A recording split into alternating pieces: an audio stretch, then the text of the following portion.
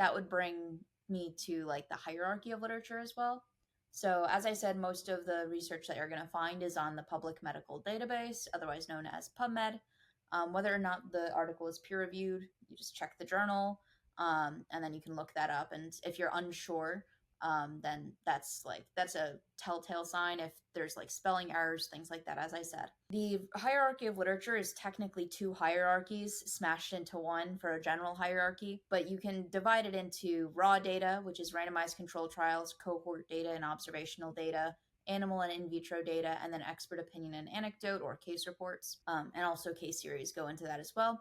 And then there's also summarized data, which actually case series would go into that. But case series, review articles, narrative review articles, commentary. I guess you would also say some anecdotes, depending on whether or not they actually like cite an article or if they're talking about their own data.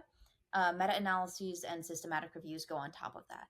If you combine the two, meaning all of your raw data is really high quality, you can combine the two hierarchies and you get systematic reviews and meta-analyses on the top, meta-analyses second, systematic reviews third, randomized controlled trials fourth, observational data is like somewhere in between there. I don't remember all the like specific names there. Animal and in vitro studies, and then anecdote on the very bottom. You can kind of gauge whether or not the research that you're looking at is high quality